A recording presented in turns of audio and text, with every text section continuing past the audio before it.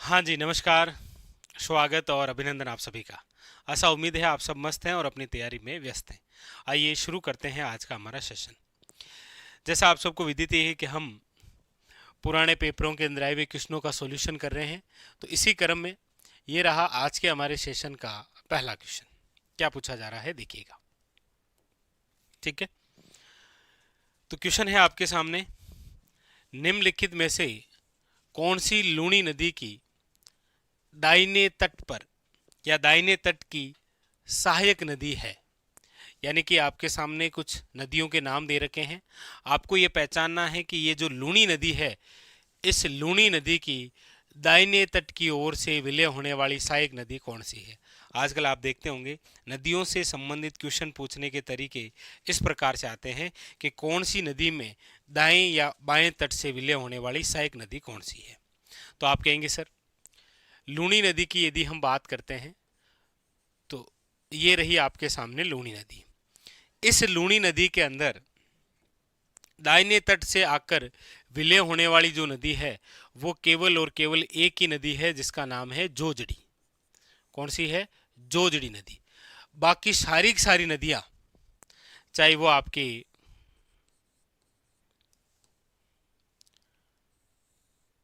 बांडी नदी हो, चाहे आपकी गुहिया नदी हो, या फिर आपके लीलड़ी हो, या फिर आपके मीठड़ी नदी हो, या फिर आपके सूकड़ी नदी हो, इसके अलावा चाहे आपकी जमई नदी हो या फिर शागी नदी हो, ये सारी सारी जो नदियां हैं ये आपके बाएं भाग से विलय होने वाली सहायक नदियां हैं। जबकि एकमात्र ऐसी नदी है जो किस भाग से विलय होती है?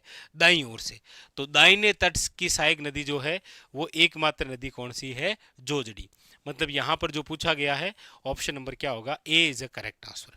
बाकी सारी सहायक किस ओर से आती है? बाईं ओर से। अक्सर पूछा भी जाता है कि लूणी नदी में दाएं ओर से आकर विलय होने वाली एकमात्र नदी कौन सी है? याद रखिएगा, जोजड़ी नदी। ठीक है, चलिए ऑप्शन नंबर हो जाएगा ए इज करेक्ट आंसर। अगला अगला है आपके सामने, लीजिए क्या दे रखा है, देखिए दिख रहा है ना? ठीक है, देखिए जी, यहां पर क्वेश्चन है कि मध्य माही बेसिन के संबंध में निम्नलिखित में से कौन सा सही है। यानी कि यहां पर जो चर्चा है वो हो रही है आपके मध्य माही बेसिन की, और ये जो मध्य माही बेसिन है इसके बारे में कौन कौन से कथन जो हैं वो सही दे रखे हैं, उसका चयन करना है। ठीक है, चलिए पहला कथन क्या है? पहला ये है कि ये जो क्षेत्र है, कौन सा? यानी कि मध्य जो माही बेसिन का क्षेत्र है, ये क्षेत्र स्थानीय रूप से वागड़ के नाम से जाना जाता है। आप कहेंगे बिल्कुल सही बात है सर, माही बेसिन जो है वो आपके ये क्षेत्र स्थानीय रूप से वागड़ के नाम से। वागड़ का मतलब होता है आपके डूंगरपुर और बांसवाड़ा, और आप सब जानते भी हैं कि माही नदी का जो बहाव क्षेत्र है वो डूंगरपुर और बांसवाड़ा। सही है। फिर है कि ये क्षेत्र जो है वो आपके सोम, जाखम और इरू नदियों द्वारा अपवाहित होता है। आप कहेंगे सर, ये वागड़ जो क्षेत्र है जहां पर आपकी माही नदी बहती है, यहीं पर आकर इसमें विलय होती है सोम, जाखम, इरू नदी। ये भी सही है। फिर है सी, ग्रेट बाउंड्री फॉल्ट, यानी कि महान सीमा ब्रश जो है वो इसकी प्रमुख विशेषता है। आप कहेंगे नहीं सर, क्योंकि ग्रेट बाउंड्री जो फॉल्ट है ना, ग्रेट बाउंड्री फॉल्ट, ये आपके जिस बेसिन का हिस्सा है वो है चंबल बेसिन का। राजस्थान में जहां जहां चंबल बहती है वहां वहां पर कौन सी बाउंड्री है? याद रखिएगा, ग्रेट बाउंड्री फॉल्ट, महान सीमा ब्रश। यानी कि सी जो है वो माही बेसिन का हिस्सा नहीं है। मतलब ए और बी, ए और बी का मतलब है ऑप्शन नंबर हो जाएगा ए इज ए करेक्ट आंसर। ठीक है, क्योंकि ग्रेट बाउंड्री फॉल्ट जो है वो किसकी विशेषता है? वो है चंबल बेसिन की, याद रखिएगा। अगला अगला है आपके सामने, यहां से लीजिए। पूछा जा रहा है राजस्थान वन विभाग के प्रशासनिक प्रतिवेदन 2023-24, मतलब ये आर्थिक सर्वे की बात हो रही है और हमें वर्तमान का आर्थिक सर्वे देखना है। यदि हम राजस्थान आर्थिक सर्वे 2025-26 के अनुसार यदि बात करें तो इसके अनुसार जो वनों का प्रशासनिक वर्गीकरण है, वनों का प्रशासनिक वर्गीकरण, वो आप सब जानते हैं कितने तरीके से है। 3 तरीके से है। एक तो होता है आपके आरक्षित वन का, एक होता है आपके रक्षित या फिर सुरक्षित वन का, और एक होता है आपके अवर्गीकृत वन का। 3 प्रकार ही तो है। अब मैं यहां जो चर्चा कर रहा हूं ना, वो कर रहा हूं आर्थिक सर्वे के अनुसार इनका कितने प्रतिशत है। जैसे आरक्षित की यदि मैं बात करूंगा तो ये है आपके 36.94%। रक्षित वन की मैं बात करूंगा तो ये है 56.54%। और अवर्गीकृत वन की यदि मैं बात करूंगा तो ये है आपके 6.51%। इस प्रकार से तो ये तो जो आपके सामने आंकड़े हैं, ये तो है किसके अकॉर्डिंग, ये तो है राजस्थान आर्थिक सर्वे के अकॉर्डिंग। हो सकता है कि आपको ये आंकड़े कहीं और अलग दिखाई दें, तो फिर याद रखना है वो जो आंकड़े हैं वो है आपके वन रिपोर्ट के अकॉर्डिंग। वन रिपोर्ट 2023, क्योंकि इस वन रिपोर्ट 2023 के अनुसार यदि हम बात करेंगे ना, तो आरक्षित वन जो हैं वो है आपके, याद रखिएगा, 37.05%। रक्षित या सुरक्षित वन जो हैं वो है आपके 56.55%। और जो अवर्गीकृत वन है वो है, याद रखिएगा, 6.40%। इसीलिए याद रखिएगा एग्जामिनर के पूछने के तरीके अलग अलग होते हैं और इसी तरह आप अलग अलग आंकड़े पढ़ते हैं। ये तो आर्थिक सर्वे में आंकड़े आए हुए हैं, ये वन रिपोर्ट में आंकड़े हैं। यहां जो पूछा है वो आपको आर्थिक सर्वे के अकॉर्डिंग पूछा है, 23-24 के अकॉर्डिंग पूछ लिया है। ठीक है, तो आपको वर्तमान के संदर्भ में याद रखना है। यहां पर क्या पूछा गया, अवर्गीकृत वन, तो इसका राइट आंसर तो हो जाएगा यहां पर ये। लेकिन अब आपको याद रखना है आर्थिक सर्वे के अकॉर्डिंग और आपको वन रिपोर्ट के अकॉर्डिंग। ठीक है, ये बदलते रहते हैं। चलिए आगे। अगला है आपके सामने सूची फर्स्ट का सूची सेकंड से मिलान करो। एक तरफ आपके सामने कुछ पर्यटन स्थल दे रखे हैं और दूसरी तरफ आपके सामने जिला दे रखा। आपको पहचानना है कौन सा पर्यटन स्थल जो है वो कौन से जिले से संबंधित है, बताइए। जैसे यहां पर आपके सामने दे रखा है गेटोर की छतरियां। आप सब जानते हैं कि गेटोर की छतरियां जो है वो कहां पर बनी हुई है, आपके जयपुर के अंदर। जयपुर का जो वंश है, कच्छा वंश, उनकी जो छतरियां हैं वो कहलाती है गेटोर की छतरियां। ठीक है, फिर मीरा मंदिर की यदि हम बात करेंगे तो प्रसिद्ध, अच्छा पहले आहार म्यूजियम है क्या, आहार म्यूजियम की यदि हम बात करेंगे तो आप कहेंगे सर ये हो जाएगा आपके उदयपुर, आहड़ भी कह सकते हैं उदयपुर। फिर है मीरा मंदिर। वैसे प्रसिद्ध जो मीरा मंदिर है वो तो मीरा की नगरी में है, और मीरा की नगरी आप जानते हैं मेड़ता सिटी नागौर है। यहाँ पर मीरा मंदिर जो है वो आ जाएगा आपके कहाँ पर, तो याद रखिएगा चित्तौड़गढ़ दे रखा है। ठीक है, मीरा महोत्सव मनाया जाता है चित्तौड़गढ़ में। हालांकि अब तो जो हमारे राजस्थान की डिप्टी सीएम है दिया कुमारी, उन्होंने मीरा महोत्सव मनाने की शुरुआत मेड़ता सिटी से भी कर दी है। कर्ण महल की हम बात करेंगे तो बीकानेर हो जाएगा। मतलब यहाँ पर जो ऑप्शन नंबर है ए में 3, तो ए इज ए करेक्ट आंसर। ठीक है, हाँ ए जो है वो करेक्ट आंसर। अगला है आपके सामने, लीजिए। पूछा जा रहा है राजस्थान में मसाला पार्क अवस्थित है। मसाला पार्क, मसाला, या इसे आप कह सकते हैं राजस्थान में स्पाइस पार्क।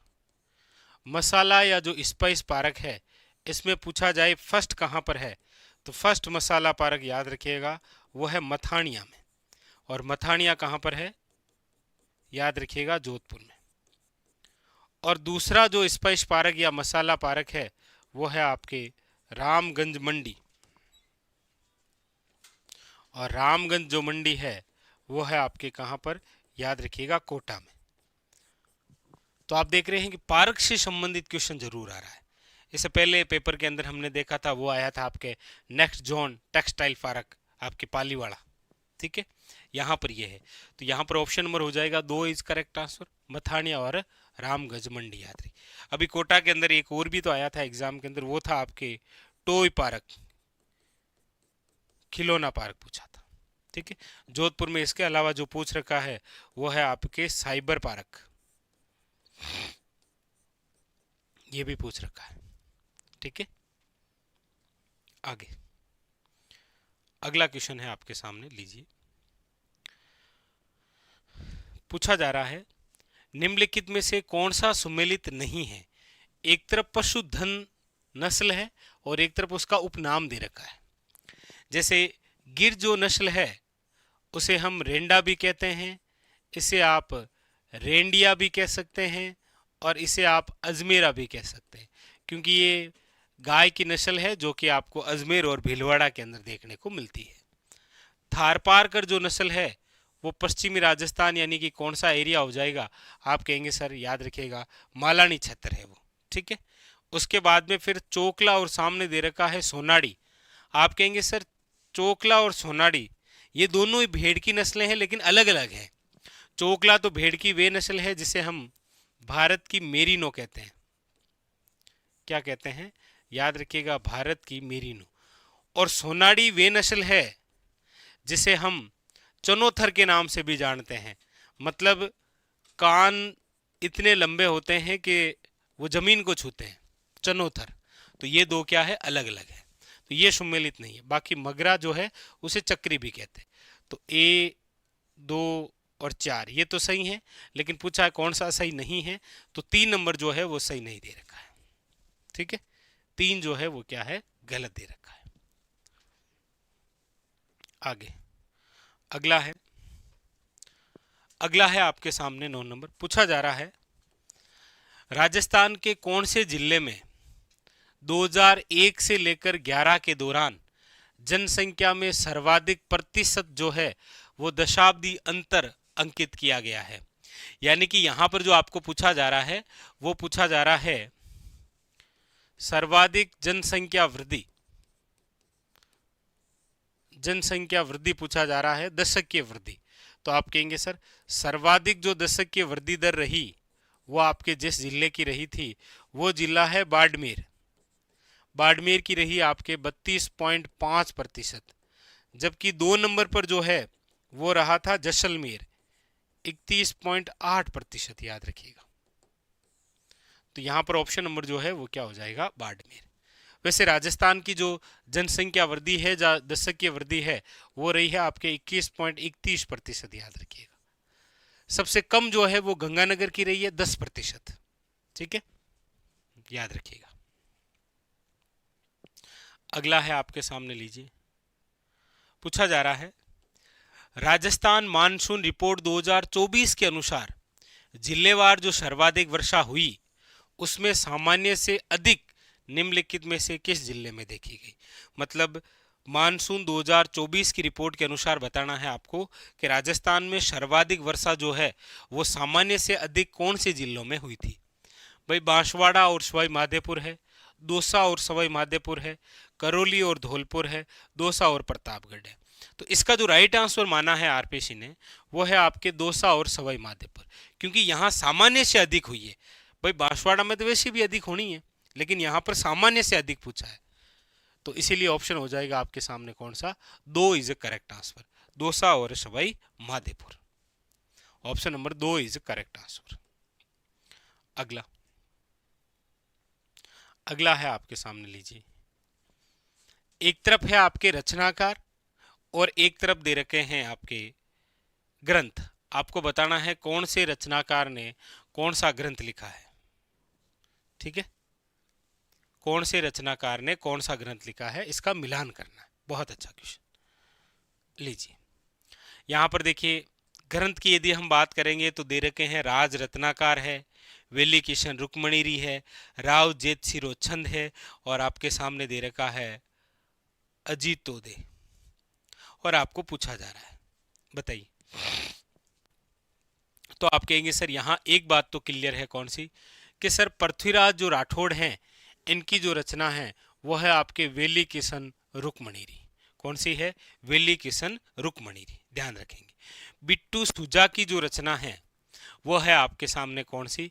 तो आप कहेंगे सर वो है राव जेतसिरो छंद। कौन सा है? याद रखिएगा, राव जेतसिरो छंद। सदाशिव की जो रचना है वो है आपके राज रत्नाकर, और सदाशिव भट्ट की रचना है आपके, याद रखिएगा, वो रहती है आपके राज विनोद। जगजीवन भट्ट की जो रचना है वो याद रखिएगा अजितोदय, याद रखिएगा। मतलब कौन सा ऑप्शन हो जाएगा? ए के अंदर 2 है, इसमें तो नहीं है, इसमें भी नहीं है, इन दोनों में।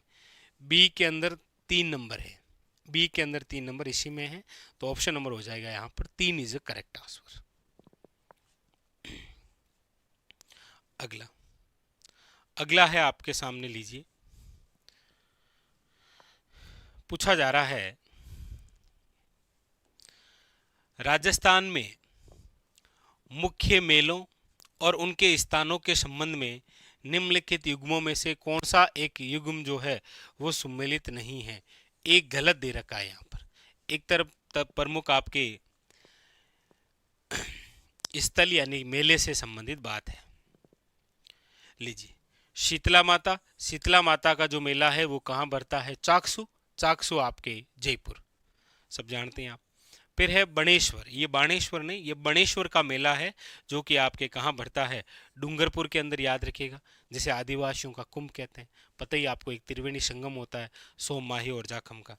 जीण माता जो है वो आपके काजल शिक्कर जिले में है, याद रखिएगा, बहुत इंपॉर्टेंट भी है, क्योंकि वर्तमान के अंदर राजस्थान का सबसे नवीनतम रोपवे या 7वां रोपवे यदि आप देखेंगे तो यहीं पर लगा हुआ है, जीण माता के मंदिर में काजल शिक्कर पर।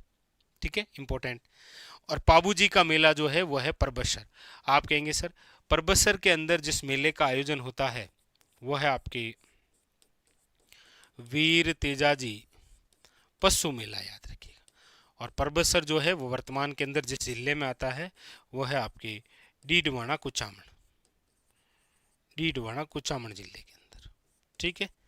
और पाबू जी का जो मेला है, याद रखिएगा, वो भरता है आपके कोड़ू या कोड़ूमंड, जो वर्तमान कौन से जिले में है? याद रखिएगा, फलोदी में। मतलब यहाँ पर जो पूछा है वो आपके सामने ऑप्शन नंबर जो है वो 4 जो है वो क्या है? इनकरेक्ट है, याद रखिएगा। ठीक है जी। पूछा गया आपके सामने कि माही परियोजना से लाभान्वित होने वाला जिला है, यानी कि जो माही परियोजना है,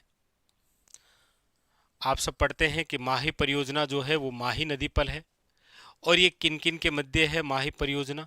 तो आप कहेंगे सर ये है राजस्थान प्लस गुजरात, याद रखिएगा। इसमें क्या है कि राजस्थान को जो जल अंश का हिस्सा है वो तो है 45%, और गुजरात को जो है वो है, याद रखिएगा, 55%। लेकिन इस माही परियोजना के तहत जो विद्युत उत्पादन है, जो विद्युत है, और विद्युत का जो उत्पादन होता है आपके 140 मेगावाट, ये पूरा किसके लिए है? ये केवल और केवल किसके लिए है? राजस्थान के लिए। तो आपसे पूछा जा रहा है कि ये इसी माही परियोजना से लाभान्वित होने वाला जिला कौन सा है? आप कहेंगे सर माही परियोजना माही नदी पर बनी हुई है, और इसी माही नदी का जो बहाव है हमारे राजस्थान में वो आप पढ़ते हैं वागड़ क्षेत्र में। और यहाँ पर ऑप्शन के अंदर देखेंगे कोटा, बूंदी, बांसवाड़ा और झालावाड़, तो आप कहेंगे सर बांसवाड़ा। और बांसवाड़ा आप सब जानते हैं कि यहाँ बांसवाड़ा, डूंगरपुर, ये पूरा एरिया जो है वो आदिवासियों का है, इसीलिए माही परियोजना जो है वो आदिवासियों की गंगा भी है, याद रखिएगा। माही नदी को भी कहते हैं आदिवासियों की गंगा। ठीक है, तो ऑप्शन नंबर हो जाएगा आपके सामने सी इज ए करेक्ट आंसर। ठीक है जी, सी जो है वो क्या हो जाएगा? Correct answer. अगला अगला है आपके सामने, लीजिए। राजस्थान में निम्न में से कौन सी रबी की फसल नहीं है? तो एक क्वेश्चन तो परियोजना से आ गया, दूसरा क्वेश्चन जो बना वो बना आपके फसल से, फसलों के वर्गीकरण से। यहाँ पर पूछा जा रहा है कौन सी फसल जो है वो रबी की फसल नहीं है। अब ऑप्शन के अंदर आप देखेंगे तो देखिए गेहूं है, जौ है, चना है और बाजरा है। तो आप कहेंगे सर यहाँ पर ऑप्शन नंबर जो है वो हो जाएगा डी, बाजरा। बाजरा जो है वो खरीफ की फसल है, याद रखेंगे। ठीक है, ऑप्शन नंबर डी। अगला अगला क्वेश्चन है आपके सामने, ये रहा, लीजिए। क्या पूछा जा रहा है, देखिए। क्वेश्चन है, राष्ट्रीय सरसों अनुसंधान जो केंद्र है वो अवस्थित है। राष्ट्रीय सरसों अनुसंधान जो केंद्र है वो कहाँ अवस्थित है? तो आप कहेंगे सर ये जो राष्ट्रीय सरसों अनुसंधान केंद्र है, सबसे पहले तो इसकी स्थापना कब हुई है? याद रखिएगा, इसकी जो स्थापना है वो हुई है आपके 20 अक्टूबर 1993 को। कहाँ पर हुई है? तो याद रखिएगा शेवर, और शेवर जो है वो कहाँ पर है? तो याद रखिएगा भरतपुर। यानी ऑप्शन नंबर जो है वो क्या है? ए इज ए करेक्ट आंसर, याद रखिएगा, शेवर भरतपुर, 20 अक्टूबर 1993।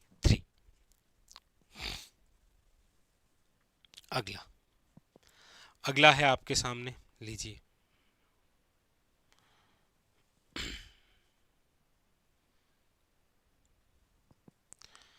पूछा जा रहा है, पशु गणना 2019 के अनुसार राजस्थान में सर्वाधिक भैंसों की संख्या जो है वो कहां पर है? यहां पर बात हो रही है पशुधन की और पूछी जा रही है भैंसों की संख्या, और वो भी क्या? सर्वाधिक। देखिए, राजस्थान में सर्वाधिक जो भैंसों की संख्या है वो है आपके जयपुर के अंदर। इसीलिए आप पढ़ते भी हैं कि हमारे राजस्थान में सर्वाधिक दुग्ध उत्पादन वाला जिला कौन सा है? जयपुर।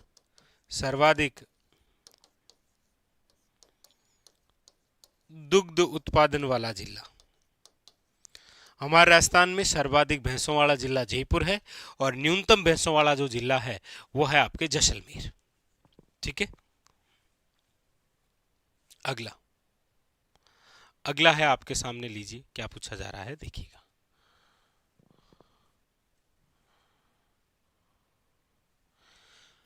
पूछा जा रहा है, निम्न में से कौन सी एक मीठे पानी की झील नहीं है? यानी कि इनमें से कौन सी एक जो है वो मीठे पानी की झील नहीं है, मतलब वो खारे पानी की झील है। यहाँ पर ऑप्शन देखेंगे तो देखिए, ऑप्शन में दे रखा है पिछोला। आप कहेंगे सर पिछोला झील जो है वो उदयपुर के अंदर है, और वो आपके मीठे पानी की झील है। आना सागर झील, आना सागर झील आपके अजमेर के अंदर है, और ये भी मीठे पानी की झील है। पुष्कर जो है वो भी अजमेर के अंदर है और मीठे पानी की झील है। ताल छापर जो है वो है आपके चूरू के अंदर, और याद रखिएगा ये एक खारे पानी की झील है। तो यहाँ पर जो पूछा गया है ऑप्शन नंबर जो है वो हो जाएगा आपके सामने D is a correct answer, याद रखेंगे। ठीक है, आगे।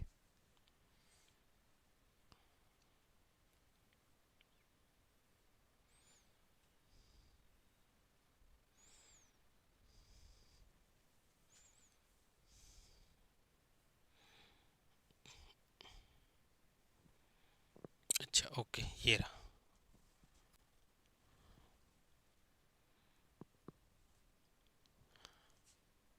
क्या पूछा जा रहा है, देखिएगा। पूछा जा रहा है आपसे, निम्नलिखित में से कौन से कृषि जलवायु प्रदेश में बाजरा बोया जाता है? यानी कि कौन सा ऐसा कृषि जलवायु प्रदेश है जहां पर बाजरा बोया जाता है? अब देखिए, ऑप्शन में है आर्द्र दक्षिण पूर्वी मैदान, आर्द्र दक्षिण पूर्वी मैदान, आर्द्र दक्षिणी मैदान, उपाद्र दक्षिणी मैदान, और अर्ध शुष्क पूर्वी मैदान। यहाँ पर आपके सामने क्वेश्चन है कि निम्न में से कौन से कृषि जलवायु प्रदेश जो है वहां पर बाजरा बोया जाता है? अब इन ऑप्शनों की यदि हम बात करेंगे तो याद रखिएगा वो हो जाएगा आपके सामने कौन सा? डी इज करेक्ट आंसर, याद रखिएगा। डी जो है वो क्या हो जाएगा आपके सामने? Correct answer. ठीक है,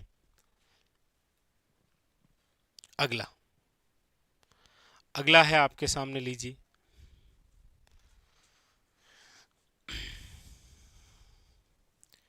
पूछा जा रहा है आपसे, राजस्थान में सबसे छोटा कृषि जलवायु प्रदेश है। यहाँ पर ये जिस कृषि जलवायु खंड की बात हो रही है ना, वो हम सब पढ़ते हैं कि राजस्थान को कितने कृषि जलवायु खंड में बांटा गया है। तो आप कहेंगे सर वो 10 है। कौन कौन से?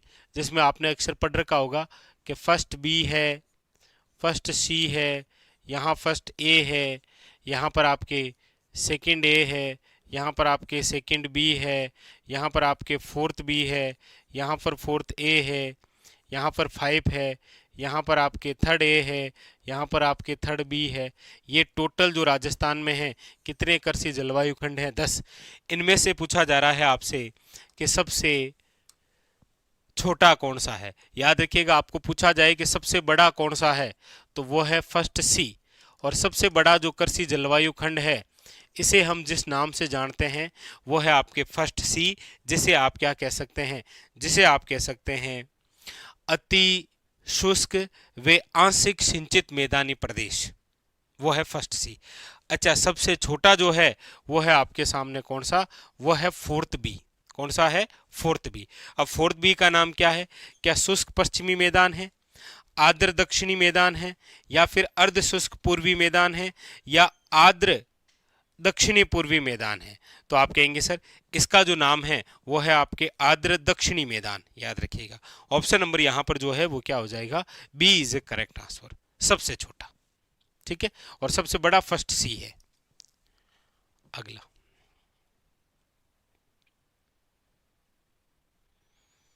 लीजिए, अगला है आपके सामने पूछा जा रहा है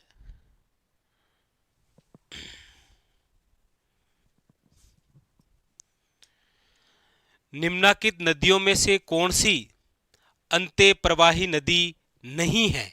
यानी कौन सी ऐसी नदी है जो अंत्य प्रवाही नहीं है? अंत्य प्रवाही नदी का मतलब समझ गए, हम जब नदियां पढ़ते हैं तब हम ये पढ़ते हैं कि राजस्थान में 3 प्रकार का अपोहा तंत्र है।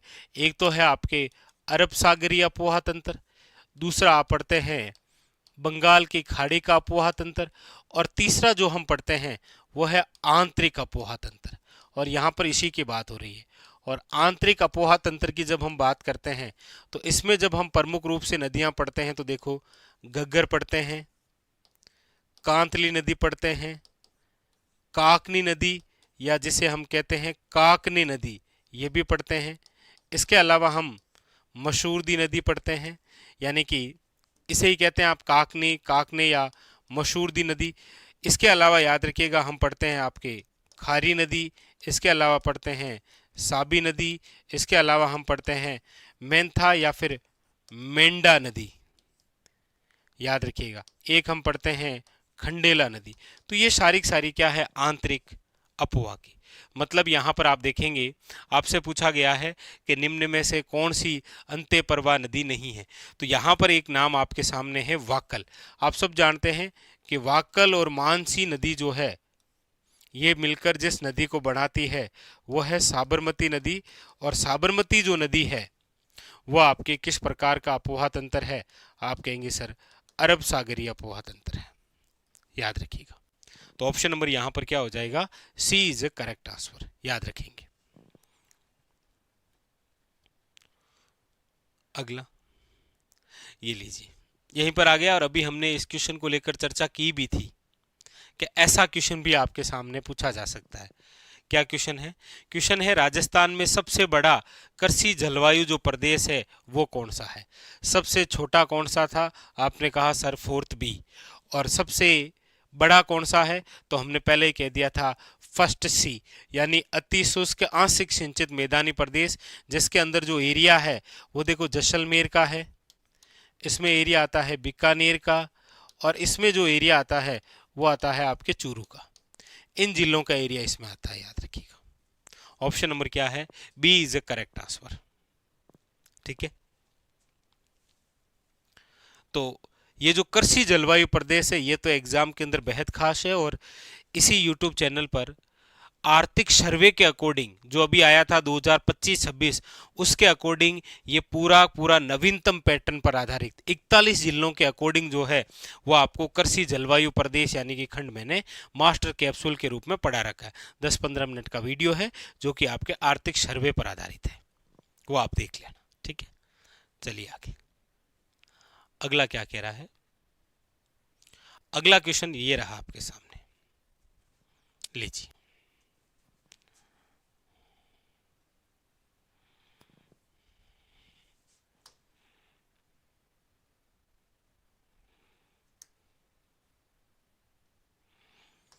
पूछा जा रहा है निम्न में से कौन सी नदी जो है वो सांबर झील में गिरती है? ये लो, इनमें से कौन सी ऐसी नदी जो है वो सांबर झील में गिरती है?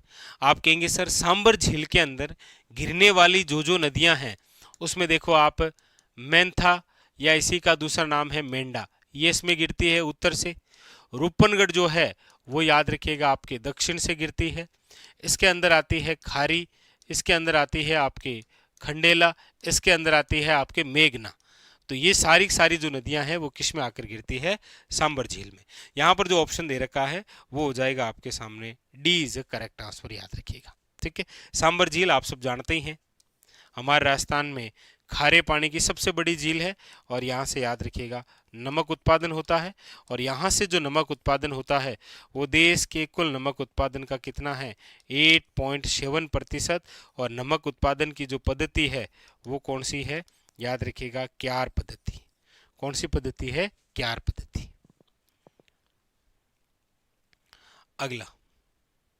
अगला है आपके निम्न में से कौन सी नदी जयपुर जिले में होकर प्रवाहित होती है? यानी कि आपके सामने जो नदियां दे रखी है आपको पहचानना है कौन सी नदी जो है वो जयपुर जिले में होकर प्रवाहित होती है।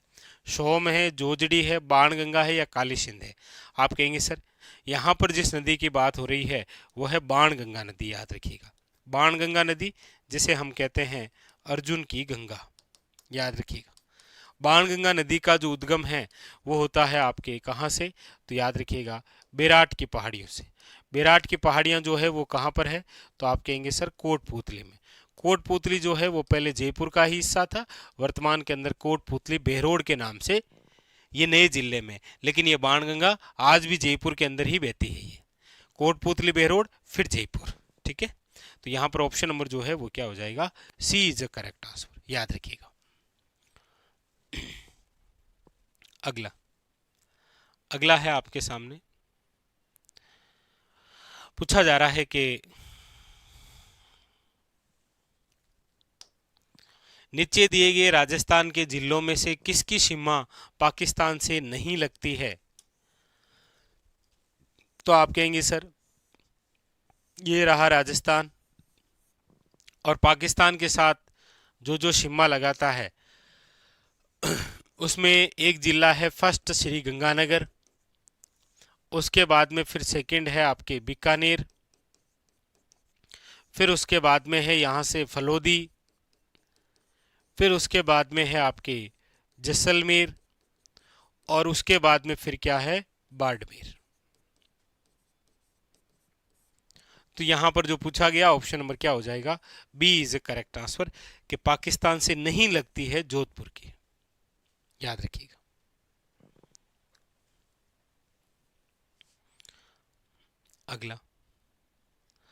अगला है आपके सामने, पूछा जा रहा है कि निम्नलिखित युग्मों में से कौन सा जो है वो सही सुमेलित नहीं है। यानी एक तरफ आपके सामने वर्ल्ड लाइफ सेंचुरी यानी कि वन्य जीव अभ्यारण्य दे रखे हैं और सामने जिला दे रखा है, कौन सा जो है वो सुमेलित नहीं है, ये आपसे पूछा जा रहा है। तो आप कहेंगे सर शेरगढ़ जो अभ्यारण्य है वो दे रखा है शिरोई। आप कहेंगे नहीं सर, शेरगढ़ वन्य जीव अभ्यारण्य जो है वो है आपके 12 के अंदर, याद रखिएगा। शेरगढ़ वन्य जीव अभ्यारण्य कहाँ पर है? 12 में है। बाकी ताल छापर चूरू में है, रामसागर आपके धौलपुर में है, सज्जनगढ़ उदयपुर में है। शेरगढ़ जो है वो याद रखिएगा 12 के अंदर है। ठीक है, जहां पर आपके सांपों की सबसे बड़ी शरण स्थली है। आगे अगला है आपके सामने, ये रहा, लीजिए।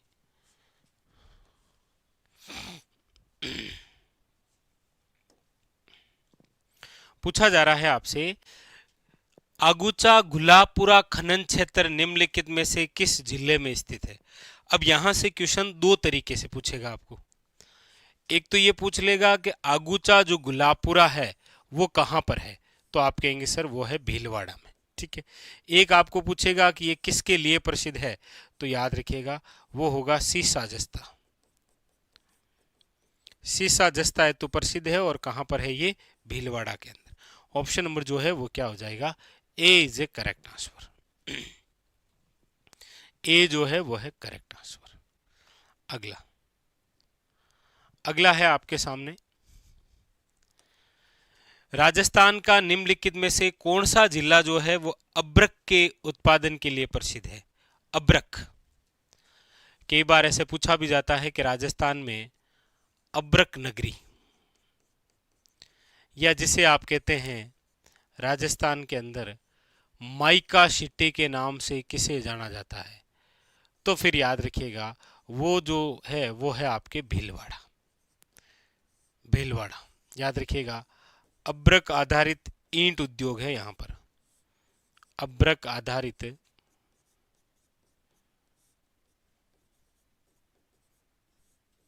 ईंट उद्योग, अब्रक आधारित क्या है यहां पर? याद रखिएगा ईंट उद्योग। ऑप्शन नंबर जो है वो क्या हो जाएगा आपके सामने? सी इज द करेक्ट आंसर, याद रखिएगा। ठीक है, हाँ जी। चलिए, तो फिर ये थे आज के हमारे सेशन के अंदर 15 क्वेश्चन। और भी बहुत सारे क्वेश्चन हैं, उनकी भी हम चर्चा करेंगे। लगातार इस सेशन को इसी प्रकार से रखेंगे जारी, और बाकी जितने भी एग्जाम हुए हैं आपके और जितने भी पेपर हुए हैं उन सब पेपरों का क्या करेंगे? सॉल्यूशन। ठीक है जी।